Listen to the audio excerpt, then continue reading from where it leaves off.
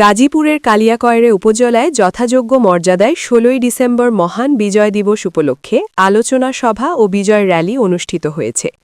মঙ্গলবার সকালে কালিয়াকৈর উপজেলা বিএনপি ও পৌর বিএনপির যৌথ উদ্যোগে আলোচনা সভা ও বিজয় র্যালি বের হয়। কালিয়াকৈর বাসস্ট্যান্ড এলাকায় বিএনপির এই বিজয় দিবস উপলক্ষে একটি সংক্ষিপ্ত আলোচনা সভা অনুষ্ঠিত হয়েছে। পরে বাসস্ট্যান্ড এলাকা থেকে একটি বিজয় র্যালি বের হয়ে ঢাকা-টাঙ্গাইল মহাসড়ক প্রদক্ষিণ করে উপজেলা বিএনপির দলীয় কার্যালয়ে এসে শেষ হয়। এ সময় উপস্থিত ছিলেন কেন্দ্রীয় বিএনপির ঢাকা বিভাগীয় সাংগঠনিক সম্পাদক কাজী সাইয়েদুল আলম বাবুল, কেন্দ্রীয় বিএনপির শ্রম বিষয়ক সহ সম্পাদক হুমায়ুন কবির খান, কালিয়াকৈর ডিগ্রি কলেজের সাবেক ভিপি শামীম হোসেন সহ স্থানীয় নেতৃবৃন্দ।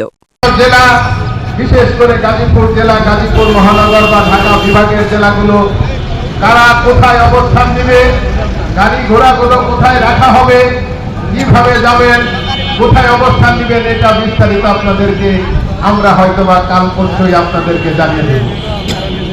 আমার অনুরোধ থাকবে, যেহেতু আজকে এই সুযোগে আপনাদের সবাইকে পেয়েছি, আমরা কালিয়াকৈর উপজেলা এবং পৌরসভা থেকে শুধু নয়, গাজীপুর থেকে আমরা লক্ষ লক্ষ নেতা কর্মী সাধারণ জনগণকে সাথে নিয়ে আমরা ওই ঢাকা এয়ারপোর্টে আমরা অবস্থান নেব ইনশাআল্লাহ।